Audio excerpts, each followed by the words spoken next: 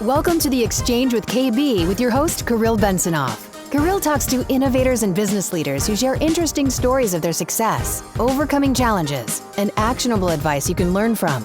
Visit KirillBensonoff.com and sign up for updates. Joining KB today is Zac Prince, founder and CEO of BlockFi, which is offering better wealth management for crypto investors. Zac is a fintech expert and an early Bitcoin pioneer. Now here's your host, KB. Hey, Zac, welcome to the show. Hey, Kirill, thanks for having me. Awesome to have you, man. I've got so many things to talk to you about. Maybe we could start out with just a little bit on your background. Sure. So I've always worked at venture-backed technology companies. I was originally in the advertising technology sector early on in my career. And then more recently and more relevantly for BlockFi, I did a stint at two different companies in the online lending sector. And while I was working in the online lending sector, I kind of became the fintech guy amongst my friends group because I was getting exposure to things like robo-advisors, different types of lending platforms where as an investor you could invest in real estate opportunities, consumer loans, small business loans. And I started writing a blog about some of these different fintech companies and things that individuals could do with these new platforms. And that led me to find crypto.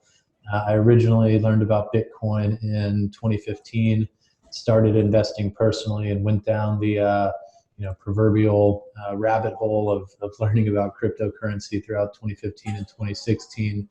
And then in early 2017, I started talking about cryptocurrency just all the time. I was still working in traditional fintech.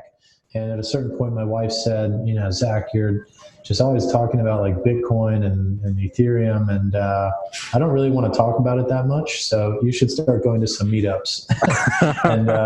and I started going to some meetups here in New York City. And I watched the composition of the meetups kind of change late 2016, early 2017 from being primarily the earliest crypto adopters. So computer scientists, libertarians, individuals that were really early in the space. And then in early 2017, you started to see some venture capitalists, some entrepreneurs, some traditional financial types coming to these meetups, after leaving their jobs on Wall Street.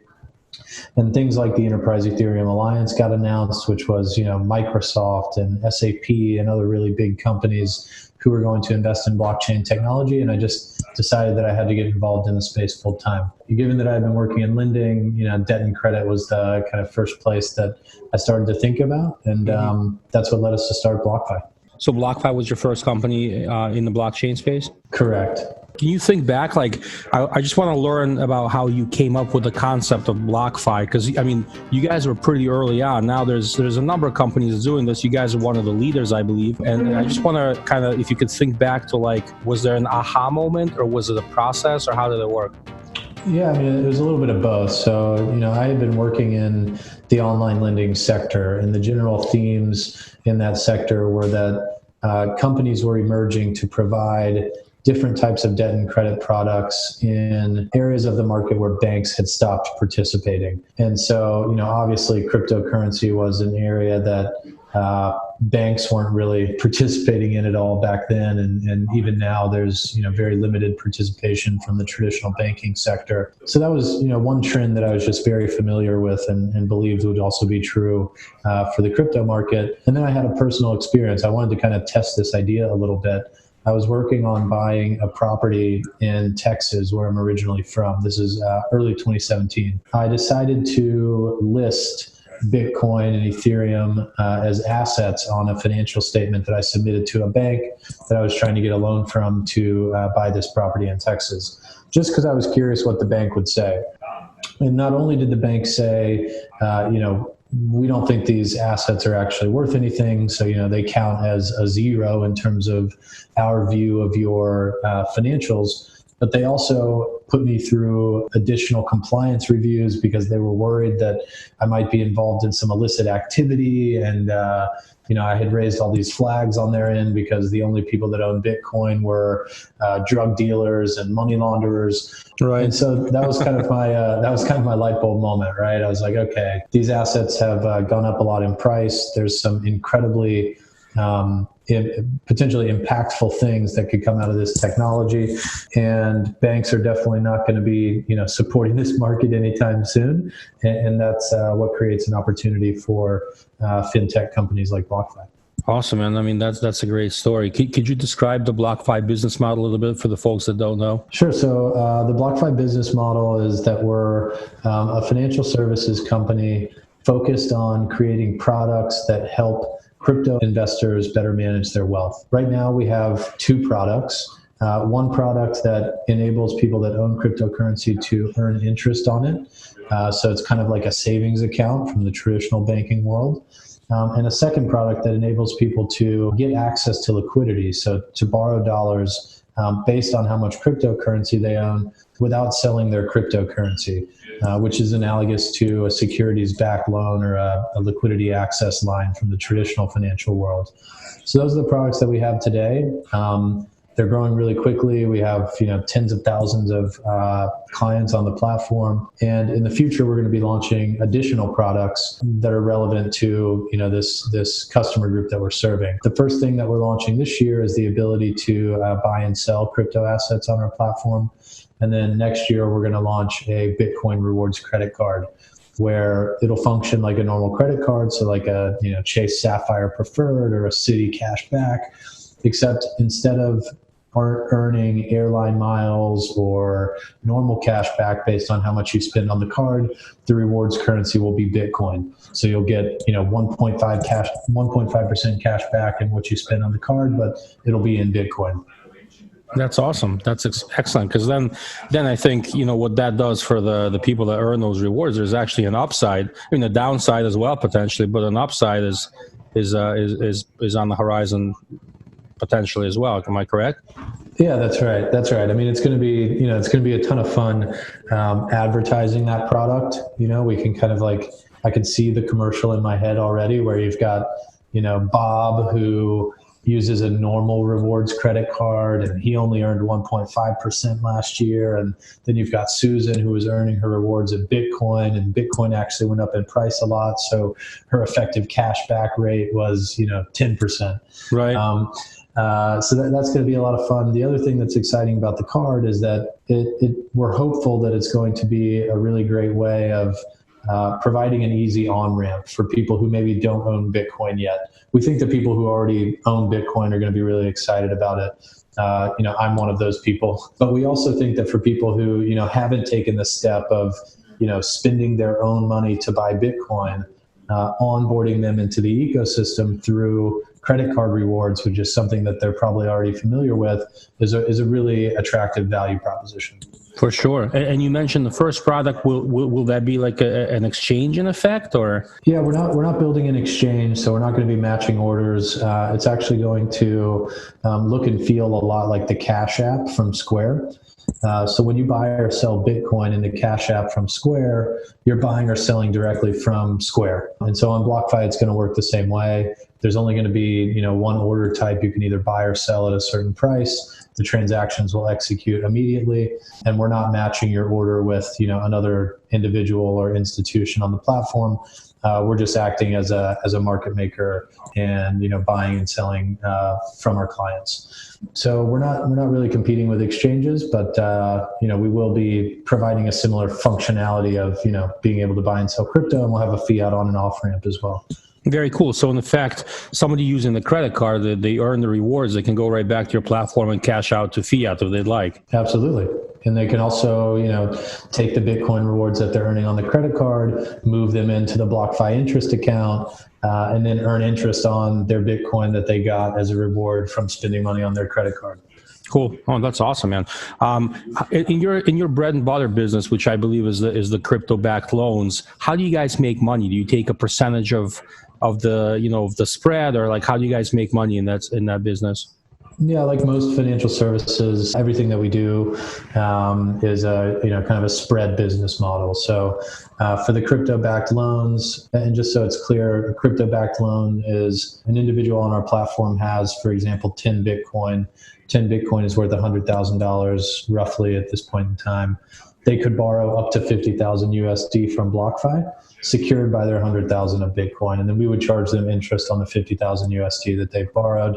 The way that BlockFi makes money is there's a spread between the rate that we're charging our client who's borrowing from us and then financing that we secure in the institutional market. So, for example, if we're lending to our client at 10%, we might be financing that at 9% or 8%. On the back end with an institutional partner. Similarly, in our interest account, someone is depositing Bitcoin and earning a 6% annual rate on that. We might be lending Bitcoin to an institutional borrower at an 8% rate. With trading, buying and selling, there'll be 25 basis point or 50 basis point spread that we'll make. And then on the credit card economics are actually pretty confusing, but at the end of the day, it's a spread business also. So it's all about scale. We're picking up pennies and nickels on lots of transactions at high volume. Right.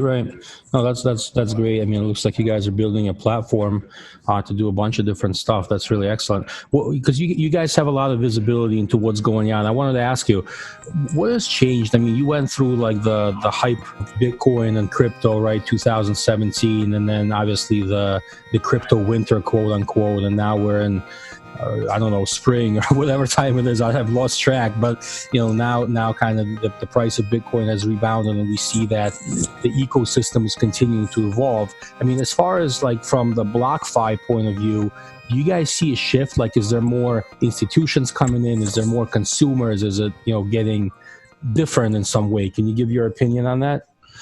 Sure. So I think overall the space has matured quite a bit. It's matured in terms of adoption, especially at the institutional level, and adoption in that context could mean traditional companies like Square and Robinhood or the CME creating products for Bitcoin. Or it could be matured in the sense that in 2017 there were a lot of kind of fly-by-night startups that conducted an ICO and, fell into $20 million or $50 million and had no idea what they were doing.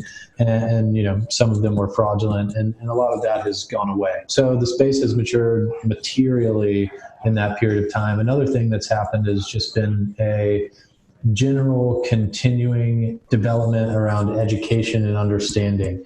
So in 2017, like Q3, Q4, when Bitcoin was, going parabolic towards 20,000, that was the first time that a lot of people had heard about Bitcoin or cryptocurrency. And then in 2018, a lot of interest kind of faded because the price was doing poorly. But some of those individuals that got brought into the market during that time period stuck around. The other thing that happened is companies like BlockFi and others have just continued to work and continued to build their products, continue to speak with investors, raise capital, bring things to the market that make the accessibility or utility value of Bitcoin much greater. I'm feeling, very, very bullish on both the Bitcoin price and the overall ecosystem, over the next 6, 12, 24 months. Yep. And you guys recently raised some money. So I wanted to ask a little bit about that. I know some folks that got into the blockchain business, some early on, some a little bit later, and they had potentially good ideas, but they weren't really tested. They were just thoughts, and some of them had like an MVP, and they're able to go out usually on the West Coast or elsewhere in the world and raise a little bit of capital, $1 million, $3 million, and go play with their idea. And some of them, did well, and others didn't. But they've had a lot of challenges kind of talking to VCs, angels, and others that most of them don't really play in the crypto world or even wanted to stay away from it at some points. Is that something you guys faced? I mean, you raised a significant amount of money. Did you have challenges finding VCs to talk to, or were they really open, and how did you guys, how were you able to raise your funds?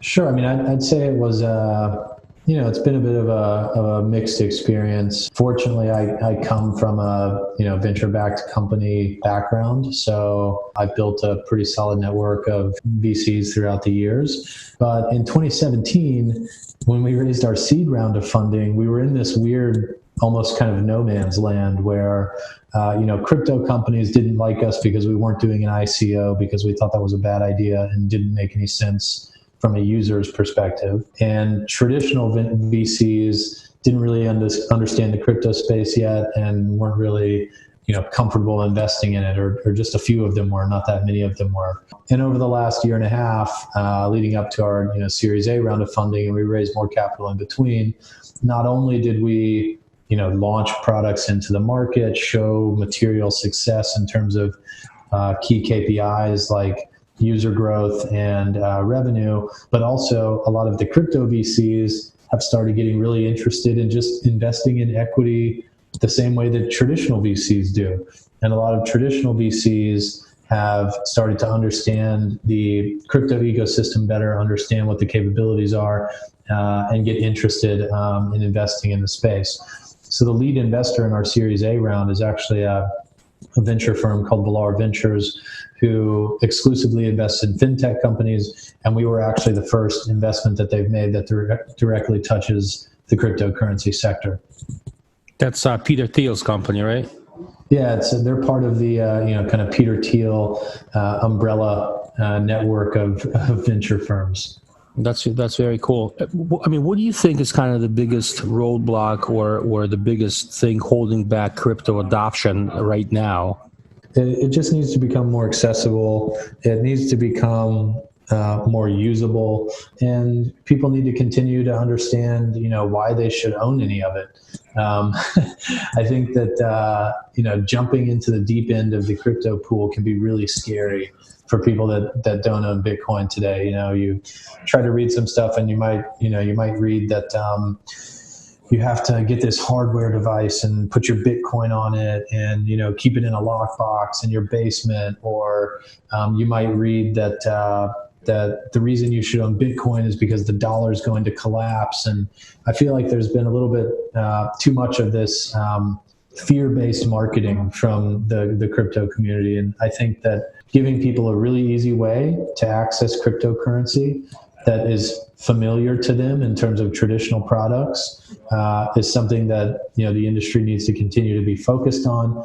And then talking about the good things that cryptocurrency could do for society, specifically around the accessibility of financial services and the velocity of money, which is a core component of the size of our global economy, is a direction that we need to move in. And I'll give you an example of that. Making things familiar to traditional people. We talked about the credit card already. But when we launched the BlockFi interest account, which is where people earn interest on their Bitcoin holdings, we had a lot of people come to us and say, I heard you're paying 6% on Bitcoin. I don't own any Bitcoin. I don't really understand it, but I understand earning 6% interest. So I want to buy some Bitcoin. Can I do that through you? And at the time, we weren't actually able to let people buy Bitcoin through us. But that type of thing, making it look and feel like something that people are used to, putting it in terms that they can understand, and talking about what's going on in this sector in a positive light, I think would be things that we need to see happen for the space to continue to grow as quickly as it has in the past. How do you view crypto personally? I mean, is it something, do you think of, let's take Bitcoin, for example, and do you think of it as a payment mechanism? It really isn't today, but do you think it's going to be one, or do you view it as like a digital gold, an asset class you can invest into, and everyone should have, as some folks out there say, 5-10% or whatever of their portfolio in Bitcoin? I mean, what do you think about Bitcoin specifically, and then maybe other crypto assets as far as what their use cases might be? The way I describe Bitcoin is it's two things. It's digital gold with a global payment network built into it as well. And when I talk about whether or not people should invest in it, I say, well, the profile of Bitcoin is very similar to venture investing. And in venture investing, you have the opportunity for a 10x or a 100x. But you also have the opportunity that the investment could go to zero or close to it. And I think that Bitcoin is still new and volatile. So people should view it with that type of lens in terms of, what's my distribution of outcomes? What's my risk return profile here? And then, in terms of the other stuff, I think Ethereum has a shot at becoming, this type of platform that's powering new web-based applications. I think it still has a long way to go. I think the most exciting thing that's happening with Ethereum right now is that that stable coins are all launching on Ethereum, and everything else, honestly, I don't pay that much attention to. Gotcha. I'm kind of like, I'm kind of over it for a lot of the other stuff, to tell you the truth. I'm focused on Bitcoin and a little bit of Ether. My personal portfolio is like 95% Bitcoin, 5% Ethereum, and that's it. In terms of my crypto investments. I'm with you on that. Right now. What about other stable coins? I mean, I saw on BlockFi's website that you guys work with, I believe, only one stable coin, GUSD. What are your thoughts on other stable coins? I think it's a phenomenal concept. I have, maybe somewhat of a contrarian view in the crypto world. I think that stable coins on, blockchains are going to be a larger market cap asset than Bitcoin sometime in the next 3 to 5 years. I think it's massive. And I think that, to answer your question about GUSD, we launched GUSD first because we were custodying our assets with Gemini. So it was kind of the easiest place to start from a technical implementation perspective. But we'll be adding other stable coins very soon, like USDC, PAX, and others. Gotcha. What are your thoughts on other? I mean, are you taking any liking to other sort of platform type of blockchains out there? I mean, maybe Ethereum competitors. Do you see any? No. I don't. But I'm not the best person to ask. I haven't done the work on it. I haven't done the research. It's not an area that I'm focused on right now. I've heard things about Tezos. I've heard things about EOS, and then there's always a new, better, fancier, faster one that's coming out that, the VCs are getting in on super early. And then whenever it ICOs, it gets dumped on retail, but it's just not something that I pay attention to, frankly. Understood. What are your thoughts on, I spent some of my time thinking about tokenization of traditional assets, real estate, whatever other asset classes that exist already. What are your thoughts on that? Do you think that's something that's going to happen? Are we going to one day be in a fully tokenized, equities, public equities world or tokenized real estate, or is that very far away or never? In terms of what's out there today, I struggle to understand why it's better than what we already have for users that can access the U.S. market and users that can access, platforms like interactive brokers, for example. Where I do think there are some really interesting opportunities is in using the tokenization process to make investments accessible to people who don't have access to them today, which is, largely a emerging and frontier market exercise. I think that things like what Abra's doing, where they're, tokenizing the S&P 500 and making it available in really small investment sizes to people around the world, I think that's really interesting. In terms of real estate, I think like somebody in the US being able to buy a fractional share of an apartment building or a commercial office or a house, that already exists. We have REITs, we have crowdfunding platforms, and I think that what could be interesting for a US user is maybe I want to buy a tiny slice of a commercial building in Buenos Aires or Johannesburg, and vice versa. Giving a retail individual from a non-US market access to US market investments, I think, is also really interesting. But I don't necessarily see the need from a US user perspective to have more tokenization. Sure. Yeah, no, I think a lot of people share that same perspective, is that we already have a lot of stuff, and you can pretty much do all these things with the existing products. What are your thoughts on, as far as the globalization and how crypto is driving the globalization? I mean, let's take your own company, BlockFi. I mean, do you guys see the majority of your users from the US, or is it international, or is it what's the split?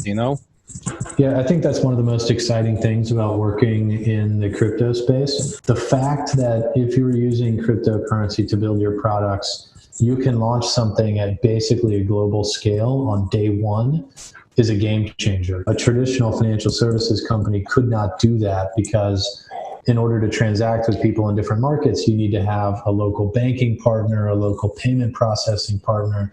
And in order to get those partnerships, you have to, get the necessary licenses from that local jurisdiction, which can be really, really hard. And oftentimes it's not worth the return on investment and return on time for companies that are domiciled in major markets like the US, Europe, or certain parts of Southeast Asia.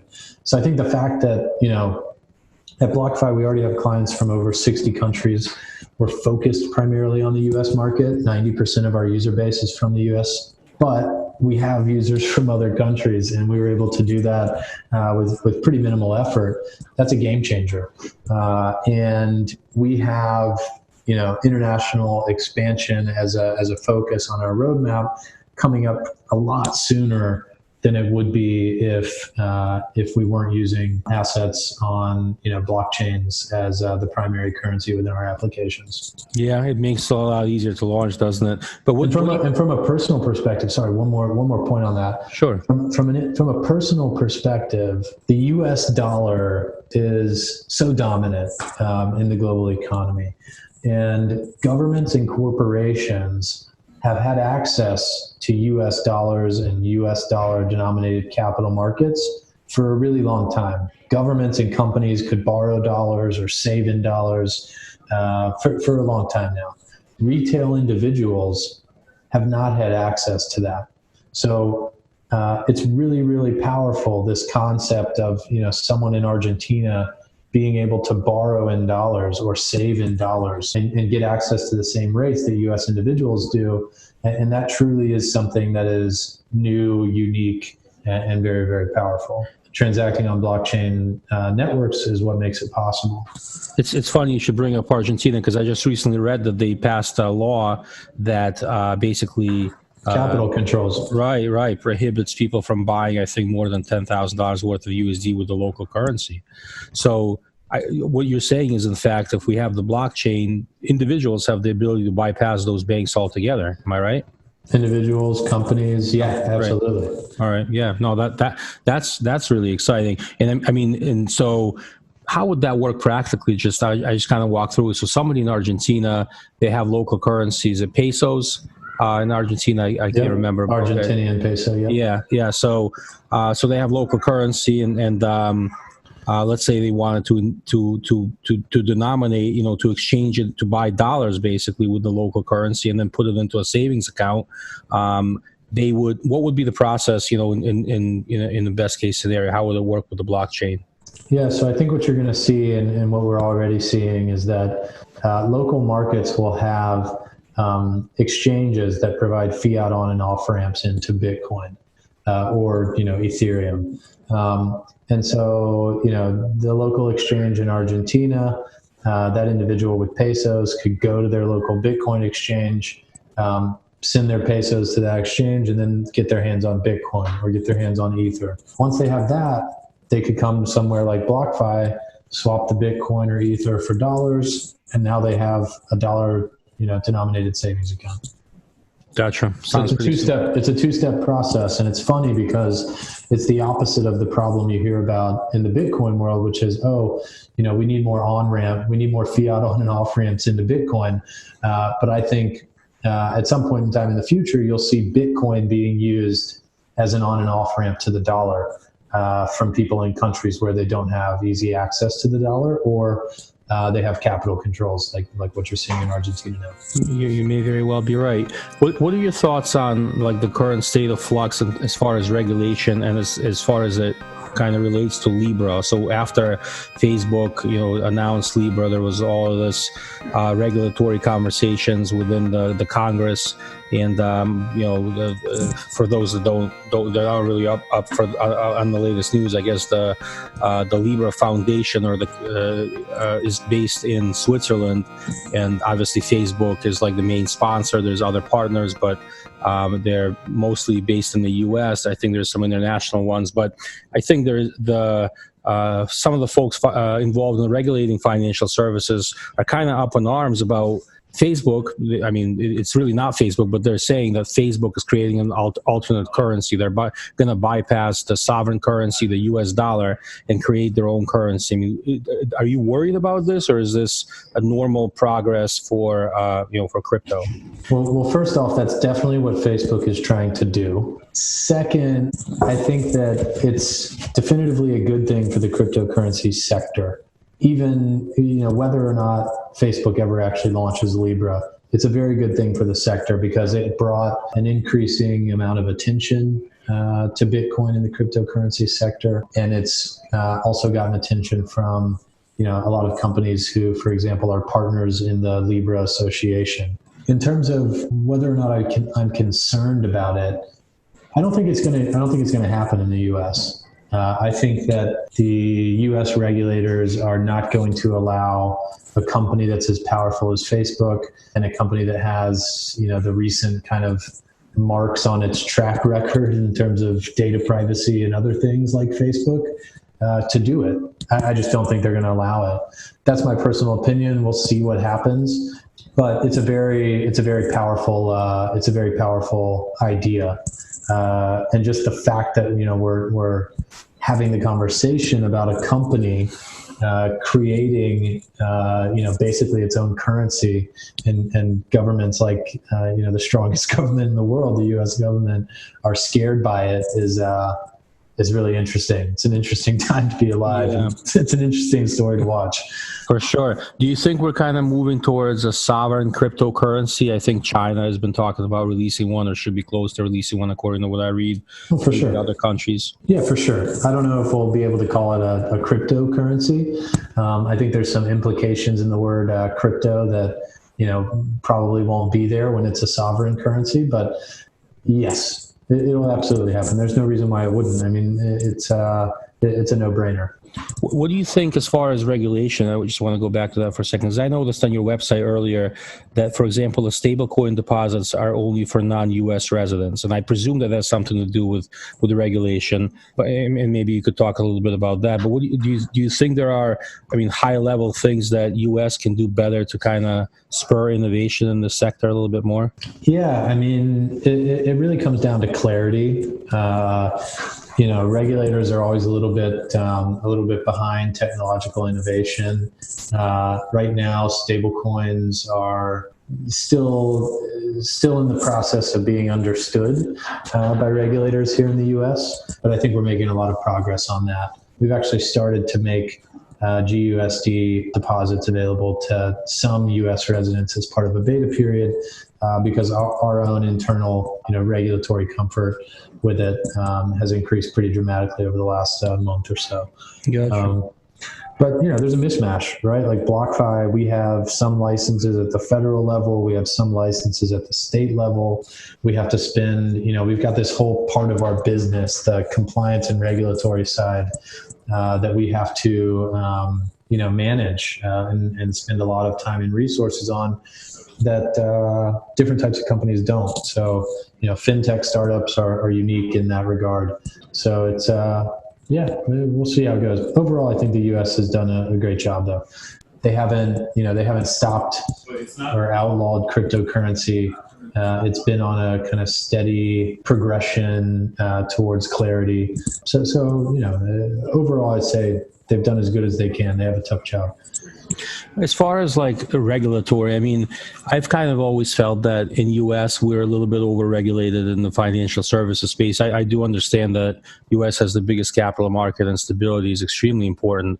But I mean, it's, for a startup like yourselves, I mean, what percentage of the budget? I mean, is it a large percentage that you have to spend, and what percentage of your time? I mean, is this a very burdensome, cumbersome task to take on as a startup, or is it manageable? No, I mean, it's definitely manageable. You just have to, budget and plan accordingly. We had a compliance advisor working with us from, the very early days of the company.